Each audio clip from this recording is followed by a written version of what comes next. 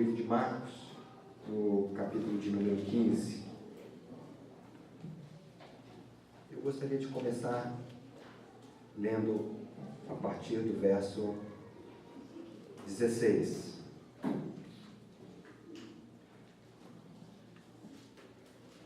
Diz assim a Escritura, Marcos capítulo 15, a partir do verso 16. Então os soldados o levaram para dentro do palácio, que é o pretório, e reuniram todo o destacamento, vestiram-no de púrpura, e tecendo uma coroa de espinhos, lhe a puseram na cabeça, e o saudavam, dizendo, salve, rei dos judeus. Davam-lhe na cabeça com um caniço, cuspiam nele, e pondo-se de joelhos o adoravam. Depois de o terem escarnecido, despiram-lhe a púrpura e o vestiram com suas próprias vestes. Então conduziram Jesus para fora com o fim de o crucificar. E obrigaram a Simão Cirineu, que passava, vindo do campo, pai de Alexandre e de Rufo, a carregarem-lhe a cruz. E levaram Jesus para o Gólgota, que quer dizer lugar da caveira. Deram-lhe de beber vinho com mirra, ele, porém, não tomou. Então o crucificaram e repartiram entre si as vestes dele, lançaram-lhe sorte para ver o que levaria cada um. Era a hora terceira quando o crucificaram. E por cima estava em epígrafe a sua acusação, o rei dos judeus. Com ele crucificaram 2 ladrões, um à sua direita e outro à sua esquerda. E cumpriu-se a escritura que diz, com malfeitores foi contado. Os que iam passando blasfemavam dele, meneando a cabeça e dizendo, tu que destróis o santuário, e em 3 dias o reedificas. Salva-te a ti mesmo descendo da cruz. De igual modo, os principais sacerdotes com os escribas, escarnecendo entre si, diziam, salvou os outros, a si mesmo não pode salvar-se. Desça agora da cruz o Cristo, o Rei de Israel, para que vejamos e creiamos. Também os que com ele foram crucificados o insultavam. Chegada a hora sexta, houve trevas sobre toda a terra, até a hora nona. A hora nona, clamou Jesus em alta voz, Eloi, Eloi, lama sabachthani, que quer dizer, Deus meu, por que me desamparaste? Alguns dos que ali estavam, ouvindo isto, diziam, vede, chama por Elias. E um deles correu a embeber uma esponja em vinagre, e pondo-a na ponta de um caniço, deu-lhe de beber, dizendo, deixai, vejamos se Elias vem livrá-lo. Mas Jesus, dando um grande brado, expirou. E o véu do santuário rasgou-se em 2 partes, de alto a baixo. O centurião que estava em frente dele, vendo que assim expirara, disse, verdadeiramente este homem era o Filho de Deus. Estavam também ali algumas mulheres observando de longe, entre elas Maria Madalena, Maria, mãe de Tiago, o menor, e de José e Salomé, as quais, quando Jesus estava na Galileia, o acompanhavam e o serviam, e além dessas, muitas outras que havia subido com ele para Jerusalém. Amém. Senhor, nesta manhã, já tendo prestado, Senhor, a nossa adoração a Ti, rogamos que o Teu Espírito Santo venha neste lugar, ministrar aos nossos corações. Que o Senhor venha ministrar, Senhor, a Tua palavra a cada um de nós, e que haja transformação de vida nesta manhã, pela ministração da Tua palavra, pela ministração do Teu Santo Espírito, no nome santo de Jesus. Amém.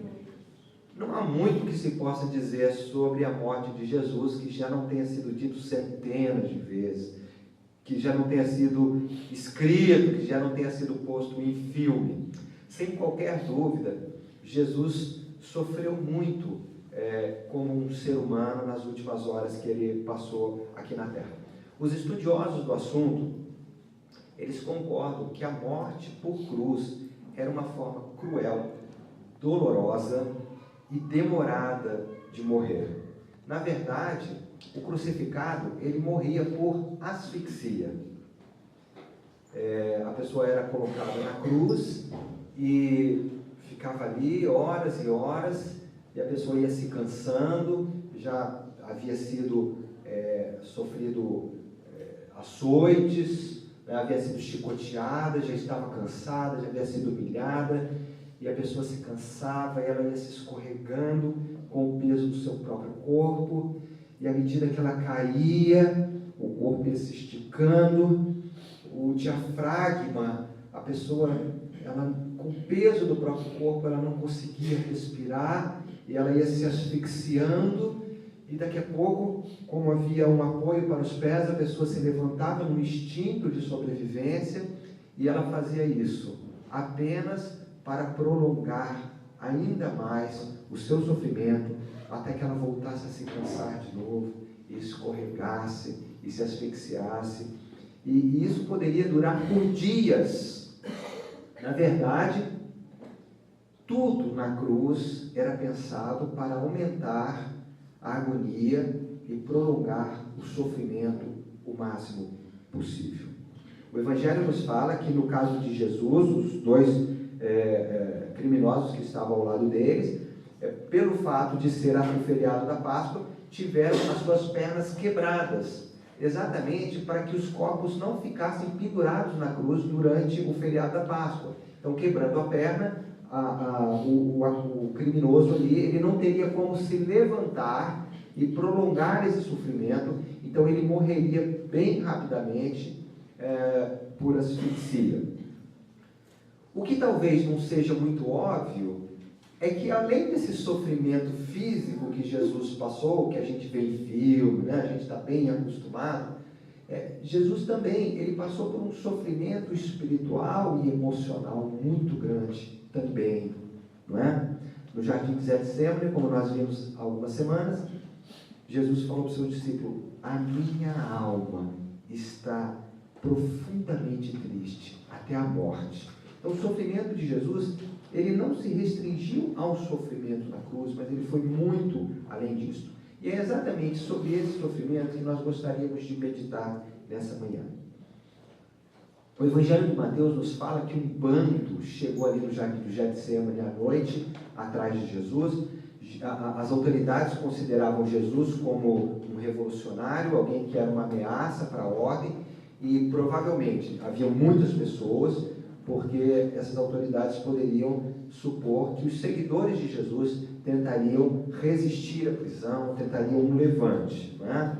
E essas pessoas reconheceram Jesus através de Judas, o traidor, que deu um beijo em Jesus para indicar quem era para aqueles que o haviam de prender. E Jesus responde o quê? Amigo, amigo. Que maravilha. Até ao final, Jesus trata os pecadores como seus amigos, não é?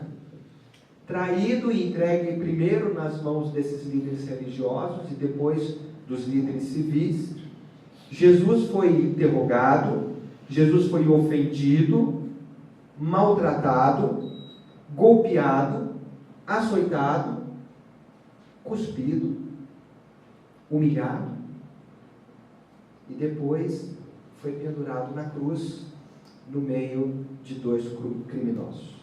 No verso 34, nós lemos sobre a sua cabeça, no verso 26, nós lemos sobre a sua cabeça estava a acusação: Rei dos Judeus. Mateus diz: este é Jesus, Rei dos Judeus. O Evangelho de João diz: Jesus Nazareno, Rei dos Judeus. Os estudiosos concordam que provavelmente a frase seria: este é Jesus Nazareno, Rei dos Judeus. Cada evangelista se lembrou de uma parte dela, não é verdade? O maior sofrimento de Jesus está aqui no verso 34, quando ele diz: a hora nona era meio-dia. Jesus foi crucificado às 9 horas da manhã e veio a falecer às 3 horas da tarde. Então, ao meio-dia, a hora nona, clamou Jesus em alta voz: Deus meu, por que me desamparaste? Meu Pai, por que me desamparaste? Talvez ali estivesse o sofrimento supremo de Jesus em toda a sua história, em toda a sua vida. Deus havia colocado sobre a pessoa de Jesus os nossos pecados.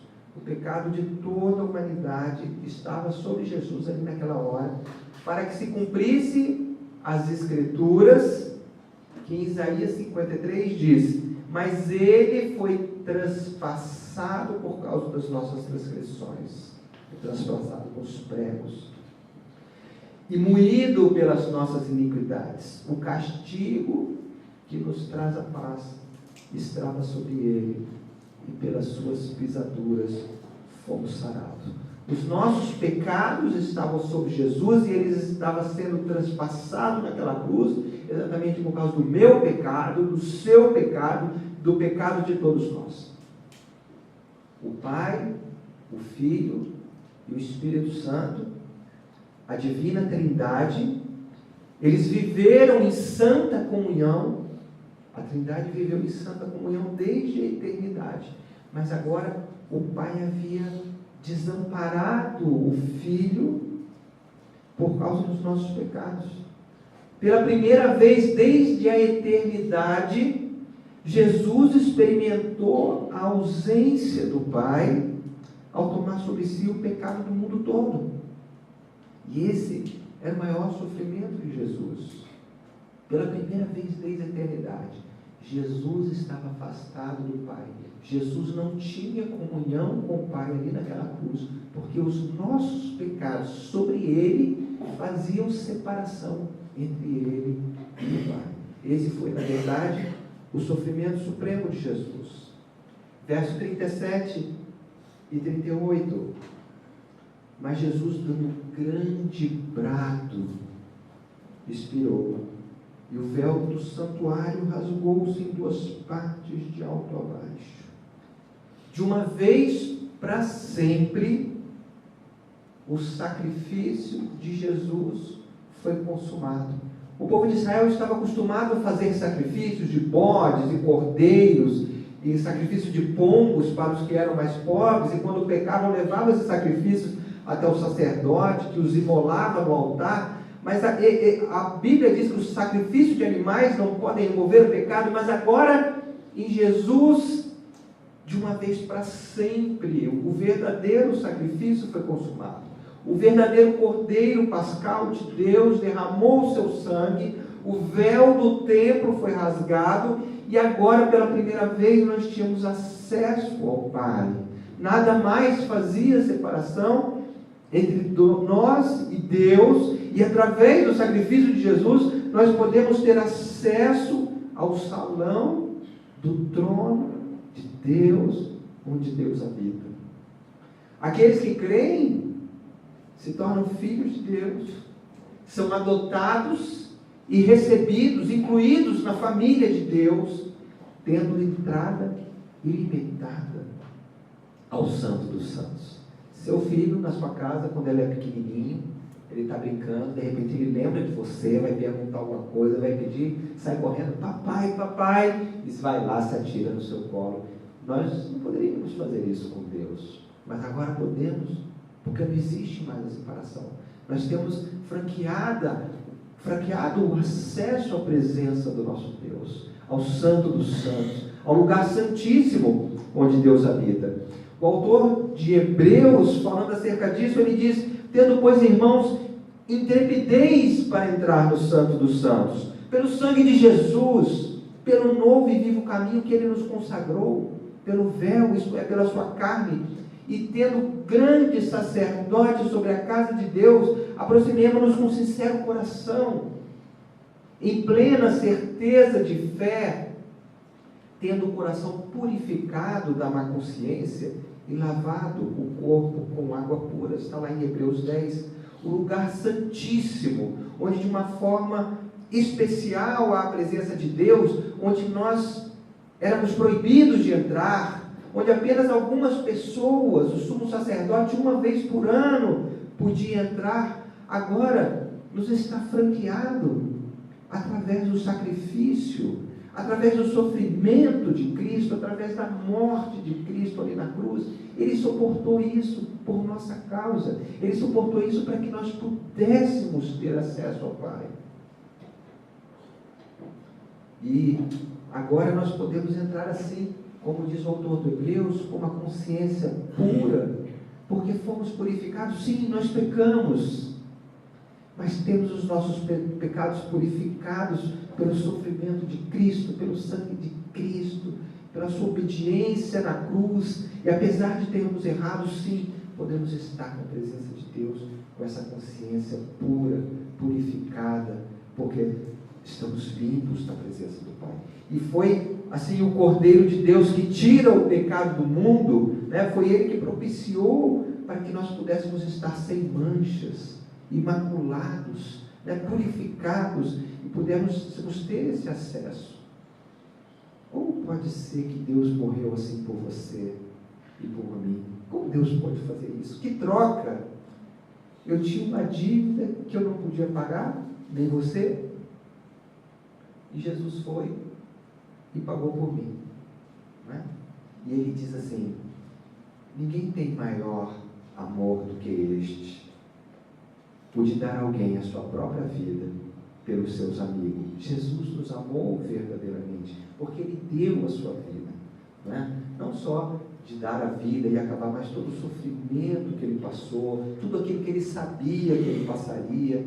Jesus entregou a sua vida por mim e por você.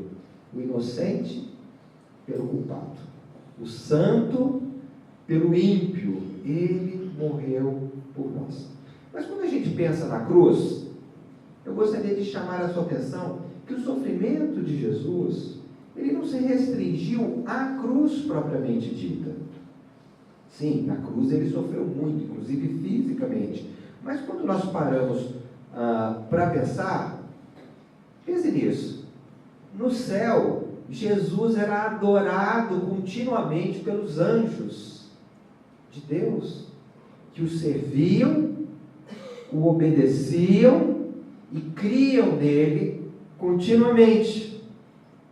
Entretanto, mesmo sendo Filho de Deus, Jesus abandona tudo isso. Como o maior missionário da história, Jesus abandona toda a sua glória, esses anjos que o serviam, que o adoravam, que criam nele, e vem para a terra para ser odiado, maltratado, desobedecido, rejeitado e assassinado, única e exclusivamente por ter vivido e falado a verdade. Jesus sofreu todas essas coisas mesmo durante a sua vida. Até a própria família de Jesus, em determinado momento, o rejeitou. Seus irmãos foram lá onde ele estava, escarneceram dele e falaram assim: por que você não vai para Jerusalém? Vai lá, você não é profeta? Vai lá para Jerusalém. Então até os seus irmãos duvidaram dele, depois mudaram de atitude, mas em determinado momento fizeram isso, e simplesmente porque Jesus falava a verdade e vivia a verdade. A vontade do Pai para Jesus foi a sua morte na cruz em nosso favor. Essa não foi a vontade do Filho, não foi a vontade do Filho de Jesus, mas foi a vontade do Pai. Jesus, como Filho, submeteu-se à vontade do seu Pai, nos dando o exemplo para que nós o seguíssemos. Tudo isso, na verdade, somente ocorreu por causa, primeiro, do amor de Deus. Não é assim que a Escritura nos diz? Porque Deus amou o mundo de tal maneira que deu o seu Filho unigênito, para que todo aquele que nele crê não pereça, mas tenha a vida eterna. Mas aconteceu também porque Jesus, nas palavras do apóstolo Paulo em Filipenses, subsistindo em forma de Deus, não julgou por usurpação o ser igual a Deus. Antes, esvaziou-se, assumindo a forma de servo, tornando-se em semelhança de homens e reconhecido em figura humana, a si mesmo se humilhou, tornando-se obediente até a morte de cruz. Então aqui está o motivo da nossa salvação. O amor de Deus que moveu Deus a oferecer Jesus em nosso lugar, mas também a obediência de Cristo que se esvaziou de si mesmo, que negou-se a si mesmo, que assumiu a forma de servo, que mesmo sendo Deus se fez homem, se humilhando aqui nessa vida, assumindo a figura humana, como diz Paulo, fala aqui, e mesmo como homem, porque mesmo sendo homens, nós podemos não nos humilhar, mas ele mesmo já tendo se humilhado de se tornar um homem, ainda assim se humilhou e foi obediente até a morte e morte de cruz. Jesus poderia ter clamado ao seu Pai, que mandaria legiões de homens, de anjos, e poderia salvá-lo, mas Jesus não fez isso. Ele se humilhou e foi obediente até a morte de cruz, para cumprir a vontade do seu Pai. Não era exatamente a vontade dele. Ele falou assim: Pai, se possível, passa de mim este cálice, mas não seja feito conforme a minha vontade, mas seja feita conforme a tua vontade. Então Jesus reconhece que isso era tão angustiante para ele, que se fosse possível ele não gostaria de passar por isso, mas ele estava decidido a obedecer a Deus e a fazer a vontade de Deus, e que a vontade de Deus se cumprisse na vida dele. Mas Jesus, ele fez isso sim para a nossa salvação, mas ele também fez isso para o nosso ensino, ele fez isso para o nosso exemplo. Deus quer que cada um de nós mortifiquemos-nos a nós mesmos, que nós façamos morrer a nossa natureza pecaminosa, como fala Paulo em Romanos, que nós façamos morrer a nossa própria vontade, submetendo-a, ao invés disso, à vontade de Deus. Deus quer que nós morramos diariamente. E é o próprio Jesus que nos ensina no Evangelho de Mateus, capítulo 16, quando ele diz: se alguém quer vir após mim, negue-se a si mesmo, tome a sua cruz e siga-me. Porque quem quiser ganhar a sua vida, perderá. Mas quem perder a sua vida por amor de mim, ganhá-la. Aqui está, nesses poucos versos, a essência de ser um discípulo de Jesus. Ser um discípulo de Jesus significa que eu imito Jesus, significa que eu sigo os passos de Jesus, significa que Jesus é o meu mestre e eu aprendo com ele, e que eu estou disposto a viver a minha vida da maneira como ele viveu.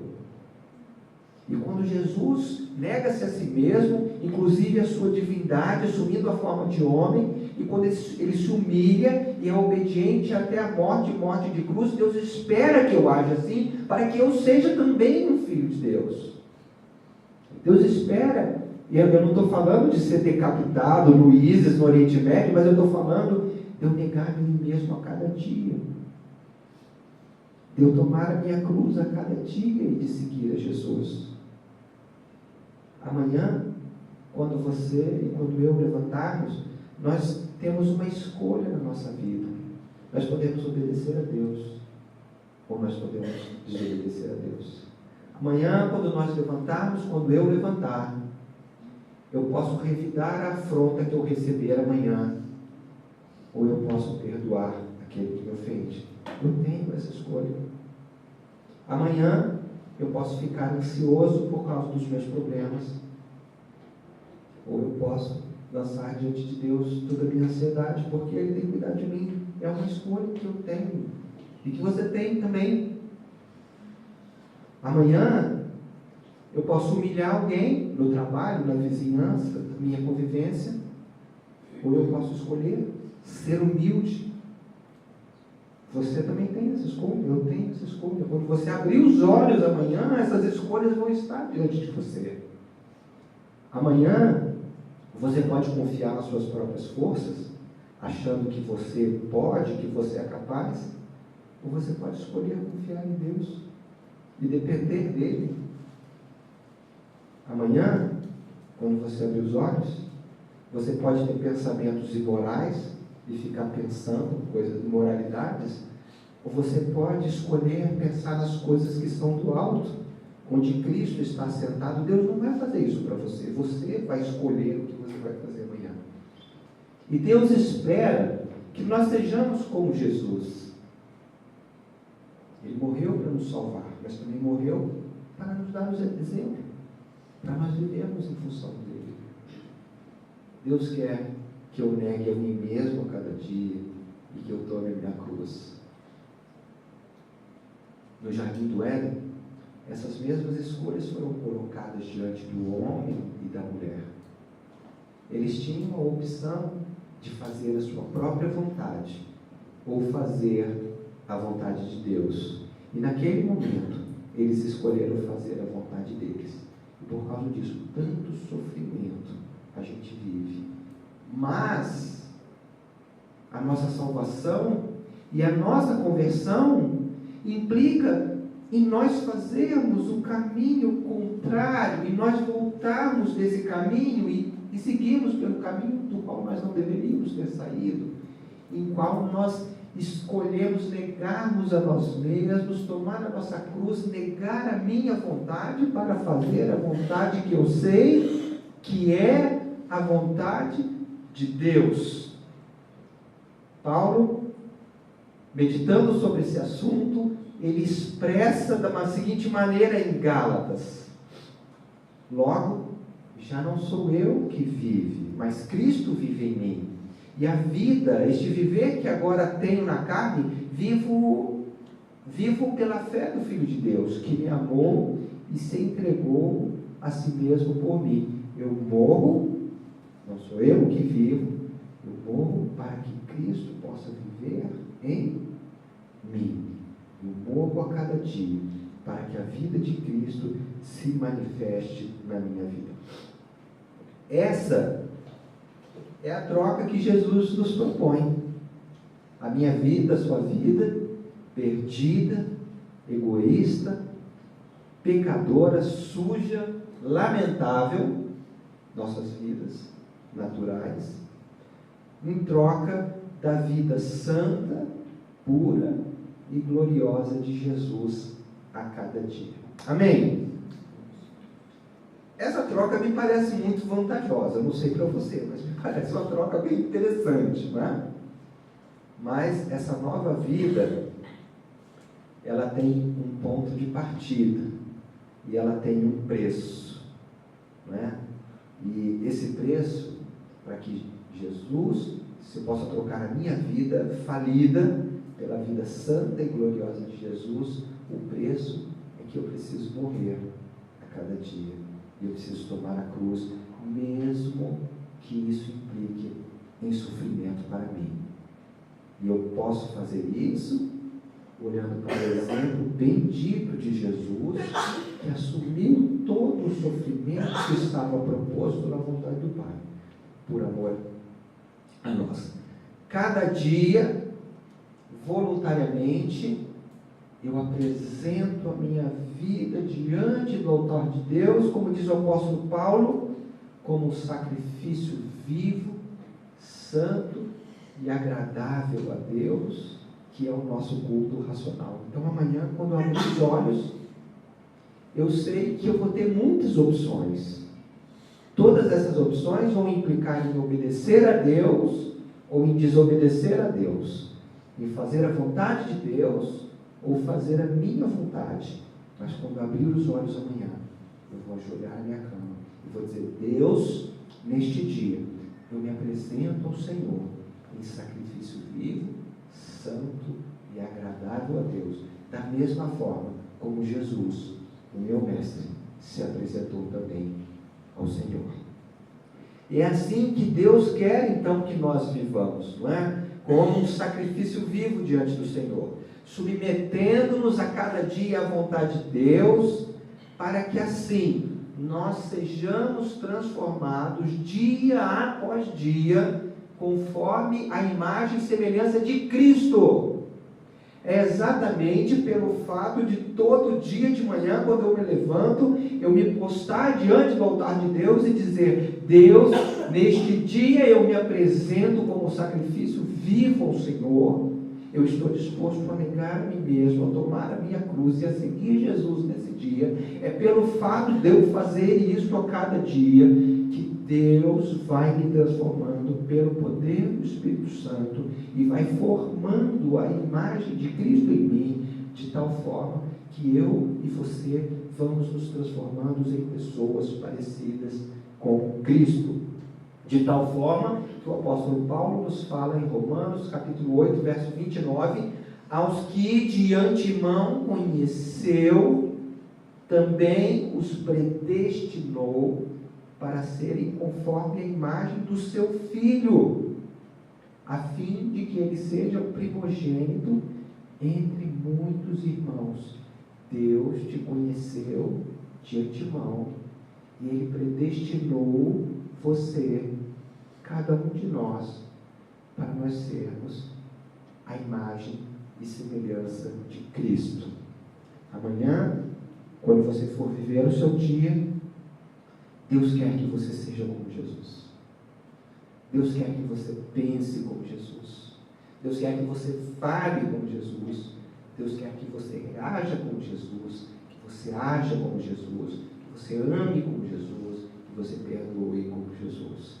E Deus quer formar a imagem de Jesus em você, para que Cristo seja o primogênito entre muitos irmãos, está escrito aqui, né? Deus quer que Jesus tenha muitos irmãos gêmeos, e Deus quer que você seja um irmão gêmeo de Jesus, que você seja muito parecido com Ele. Você quer mortificar-se?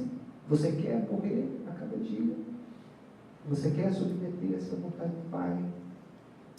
Como discípulos de Jesus, nós não temos muita escolha. Se nós queremos ser discípulos de Jesus, o próprio Mestre falou, nós precisamos negar-nos a nós mesmos, tomar a cruz e seguir a Jesus.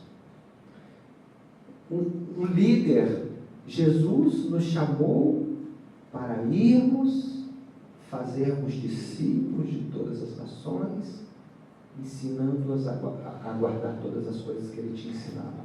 Então, o que Jesus espera de nós é que nós não só sejamos discípulos verdadeiros dele, como que nós ensinemos ao nosso próximo, a outros, a também se tornarem a discípulos de Jesus.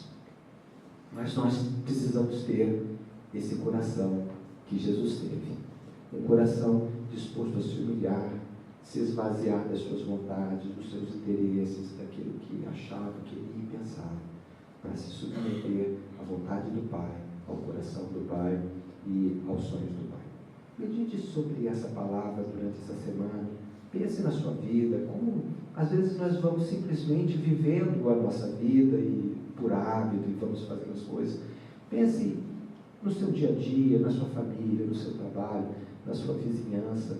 Como você tem agido? Você tem negado a si mesmo? Você tem tomado a sua cruz? Você tem se esforçado para fazer a vontade de Deus, para ser um verdadeiro discípulo do Senhor? Olhe para Jesus. Ele é o nosso maior exemplo. Ele é aquele que, o nosso irmão mais velho, que nos ensina a maneira como nós devemos agir. Amém? Que Deus nos abençoe e nos dê uma semana de bênçãos na sua presença. E que essa palavra possa ficar no nosso coração, não só nessa semana, mas para todas as nossas vidas. Somos discípulos de Jesus. E ser discípulos de Jesus não significa muitas das coisas que tem sido falado na televisão, às vezes, pregado na televisão. Ser discípulo de Jesus significa morrer a cada dia junto com Cristo. Amém? Senhor, Senhor, te agradecemos pela tua palavra. Te agradecemos, Senhor, pelo teu amor. Te agradecemos pela tua oferta de salvação em Jesus, o nosso Senhor, o nosso Salvador, que em obediência a ti se entregou por nós, pagou o preço, negou-se a si mesmo, levou a sua cruz, para que nós pudéssemos ter livre acesso a ti, ao teu trono de glória, Pai. E nós nos alegramos no Senhor e te agradecemos porque podemos ter acesso ao Senhor, porque podemos entrar na tua presença, porque podemos te chamar de Pai, podemos orar ao Senhor. Mas te agradecemos também, Pai, porque Jesus nos deixou um exemplo para que nós vivêssemos por Ele. Ajuda-nos, Senhor, a sermos verdadeiros discípulos de Jesus. Pessoas, Pai, que não estão comprometidas com a sua própria vontade, com a sua própria vida, com os seus próprios interesses, mas que decidiram pagar o preço, que decidiram, Senhor, negar a sua própria vida, tomar a sua cruz e morrer a cada dia com Jesus, para te servir, para fazer a tua vontade, para que o Senhor reine em nossos corações, para que a imagem de Cristo seja formada em cada um de nós. Tudo para a honra e para a glória do teu nome. Pedimos, Senhor, que o Senhor nos abençoe, nos dê uma semana abençoada na tua presença. Abençoe as nossas famílias, abençoe os nossos lares, as nossas vidas. Que o Senhor nos ajude nesta semana a viver de uma maneira que te agrade. Em nome de Jesus. Amém. Que o amor de Deus, o nosso Pai, e que a graça do nosso Senhor, do nosso bendito Salvador Jesus Cristo, e a comunhão e as consolações do Espírito Santo esteja sobre a tua vida, meu irmão, minha irmã, desde agora e para sempre. Amém. Vamos em paz e que o Senhor nos abençoe.